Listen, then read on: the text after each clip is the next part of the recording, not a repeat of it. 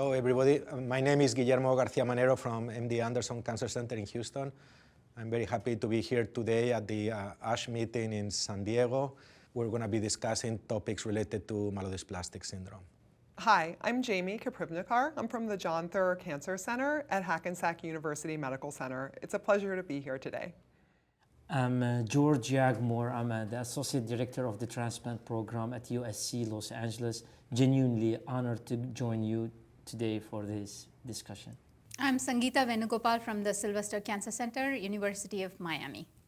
To complete the meeting that has been so much fun, maybe some last thoughts or wishes? So let's start with Jamie. Absolutely. I think after taking a look at all of these abstracts, I have always been checking molecular markers, but I think I'm really going to be incorporating these molecular markers and using the MIPSS increasingly. We've really seen across a number of abstracts that this provides more accurate risk stratification for our patients. I'm really excited to have all of these options for our patients with lower risk MDS. And I think there's so much more that remains to be uncovered in terms of the disease modifying and potential anti-inflammatory effects of these agents. So I look forward to hearing more of that at future meetings, but it's an exciting time to be treating these individuals.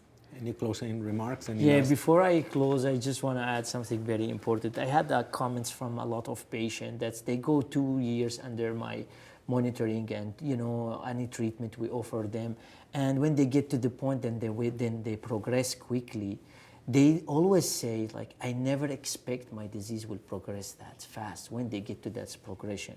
So basically paying attention to this group of patient population, also discussing with them earlier transplant or more curative option might be beneficial.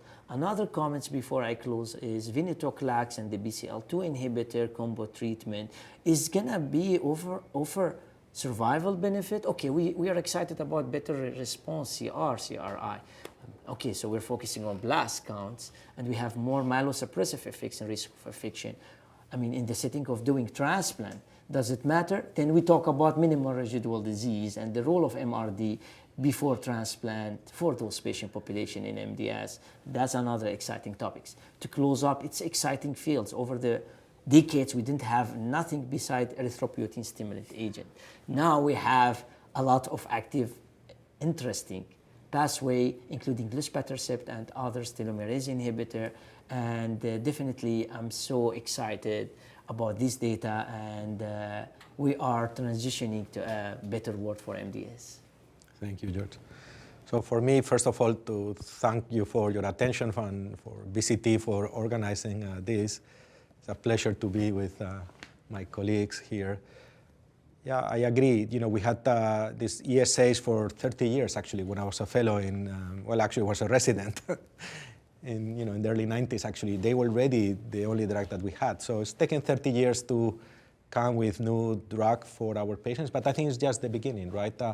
I actually, like Jamie, was very impressed by this presentation on the correlative analysis of the commands, looking at the modulation of luspatercept on the TGF-beta pathway, maybe on some of these cardiac-related molecules like the proBNP. So I think this is going to open an era of maybe in some specific targeting of these drugs.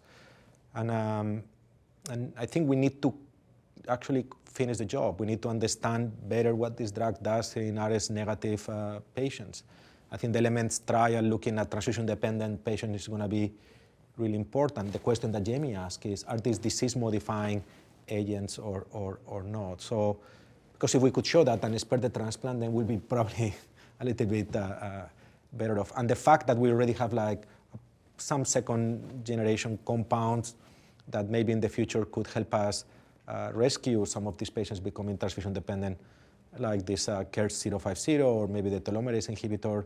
Let's not forget actually that we work very hard to develop oral hypomethylating agents that could also have a significant role there. So I think as we put these big molecular marks and we start understanding better what these MDS patients are, that we're really going to start seeing great improvements in the outcomes of our patients. So thank you very much for your attention, and thank you very much for being here.